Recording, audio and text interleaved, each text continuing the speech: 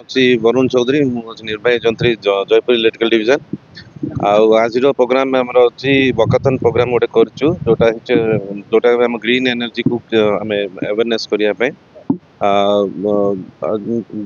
ଯେମିତି ଆମର ଆଜିକା ଦିନରେ ଯେତିକି ଗଛ ଗୁଡ଼ା କଟା ହେଉଛି, ତ ଆମକୁ ଲଙ୍ଗ ରନ୍ରେ ଯେମିତି ଆମେ ସଷ୍ଟେନେବଲି ଯେଉଁ ମେନ୍ ପଲିସି ଅଛି ସେଇଟାକୁ ଆମେ ପ୍ରମୋଟ କରୁଛେ। ଆମର ଦେଖନ୍ତୁ ମୁଖ୍ୟର ଆମର ଆଗକୁ ଆସୁଛି ଯେଉଁ ସୋଲାର ଏନର୍ଜି ଅଛି। ଦେଖନ୍ତୁ ମେନଲି ଆମେ ମେନ୍ ଅଛି ସୋଲାର ଏନର୍ଜି ପ୍ରମୋଟ କରିବା ପାଇଁ ଗଭର୍ଣ୍ଣମେଣ୍ଟ ଅଫ୍ ଇଣ୍ଡିଆ ମଧ୍ୟ ପିଏମ୍ ସୂର୍ଯ୍ୟକର ମୁକ୍ତ ବିଜଲି ଯୋଜନା ମଧ୍ୟ ସେ ଲଞ୍ଚ କରିଛନ୍ତି। ସେଥିରେ ବି ଲୋକଙ୍କୁ ସବସିଡି ବି ମିଳୁଛି।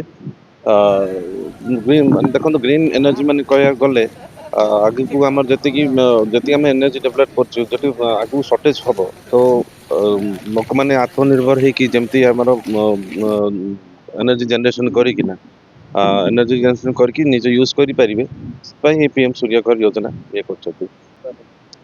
ଏଇଟା ଦେଖନ୍ତୁ ଏଇଟା ଭଲ ଯୋଜନା ଗୋଟେ। ଆମର ଯେକୌଣସି ଡୋମେଷ୍ଟିକ କନଜ୍ୟୁମର ବି ଆପ୍ଲାଏ କରିପାରିବେ। ଆଉ ତାଙ୍କର ଘର ଜଷ୍ଟ ସିମ୍ପଲି ଜିନିଷ ହେଉଛି ପଟ୍ଟା ରହିବାର ଅଛି। ଆଉ ଆପଣଙ୍କ ଦେଖନ୍ତୁ ସବସିଡି 3 ପ୍ରକାର କ୍ୟାଟେଗୋରୀ ଅଛି। 1 କିଲୋୱାଟ୍ ଅଛି, 2 କିଲୋୱାଟ୍, 3 କିଲୋୱାଟ୍ କ୍ୟାଟେଗୋରୀ କନଜ୍ୟୁମର ମାନେ ଅଛନ୍ତି। ସେମାନେ ଘରେ ଇନଷ୍ଟଲେସନ କରିକିନା ମ୍ୟାଣ୍ଡେଟୋରି ଇନଷ୍ଟଲେସନ କରିକି ସବସିଡି ସେମାନେ ପାଇପାରିବେ। ଆଉ ଦେଖନ୍ତୁ ଯୋଉ ଏନର୍ଜି ଯୋଉଟା ଏକ୍ସପୋର୍ଟ କରୁଛନ୍ତି ସେମାନେ ଦେଖନ୍ତୁ ଆପଣଙ୍କର ସୋଲାର ରୁଫଟପଟା ଯୋଉଟା ଘର ଉପରେ ଆପଣ ଲଗେଇବେ, ସୋଲାର ରୁଫଟପରେ ଆପଣ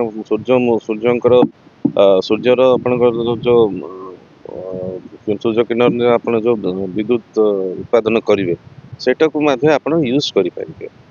ତ ହଁ, ସେ କ୍ଲାଉଡ କଭରେଜ କାମ କରିବ, ବଟ୍ ମ୍ୟାକ୍ସିମମ୍ ଜେନେରେସନଟା ଆପଣଙ୍କର ସମରରେ ହୁଏ, ୱିଣ୍ଟରରେ ବି ହୁଏ। ବଟ୍ କ୍ଲାଉଡରେ ଟିକେ ଯେହେତୁ ଆମ କୋରାପୁଟରେ ଟିକେ ପ୍ରୋବ୍ଲେମ ରହୁଛି, ବଟ୍ ଲଙ୍ଗ ରନରେ ଆପଣଙ୍କ ସେଇଟା ଭଲ ଅଛି।